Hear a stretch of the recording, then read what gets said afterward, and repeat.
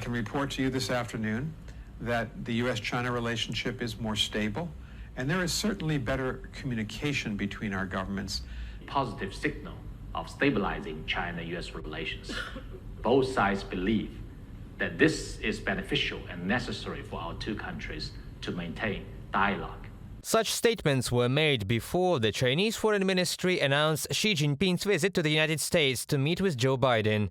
Unnamed senior officials told Politico that the heads of states would discuss the situation in the Middle East as well as Russia's war against Ukraine. At the meeting with Xi Jinping, Biden is expected to insist that Beijing use its influence in the direction Washington needs. Can China put a little bit of pressure behind the scenes on Putin to get him to realize that they're going to need to negotiate a peace that is acceptable to the Ukrainian people?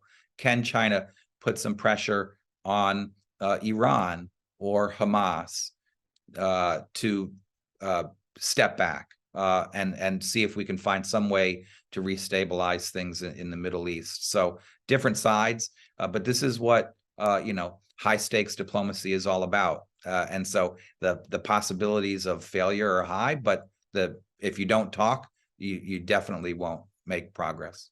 Since the start of the Hamas invasion of Israel, Beijing has not condemned the terrorists or taken sides. Actually, China adheres to similar tactics in Russia's war against Ukraine. The United States is interested in continuing effective economic cooperation with China, but this can only be done on condition. Well, what conditions there will be, this will obviously concern Russia, even more so Iran. Well, how China will react to this is really an open question. It is unlikely that they will make any promises. We will understand this from subsequent actions, subsequent statements by the Chinese leadership at the end of the summit. It will be clear whether such conversations took place and how successful they were on the part of the United States. Also, despite the ambassador's statements about improving relations between the countries, U.S. Treasury Secretary Janet Yellen said before the meeting at the summit that Chinese firms were supporting the Russian military-industrial complex despite Western sanctions. Yellen threatened with significant consequences.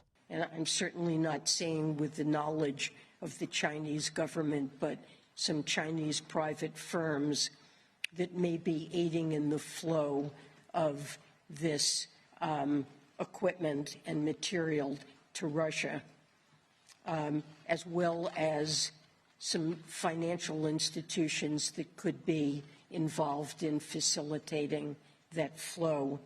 So I stressed in our conversations that it's critical to us that companies not provide material support for Russia's defense industrial sector, and that we were prepared to put in place further sanctions. The economies of the United States and China are connected. Moreover, as experts note, Beijing is even dependent on trade with America due to its export orientation. That is why, before discussing geopolitical issues at the APEC summit, states will first discuss the economic component. Reported by Nikita Skoblikov, Pavlo Shtermach, UATV News.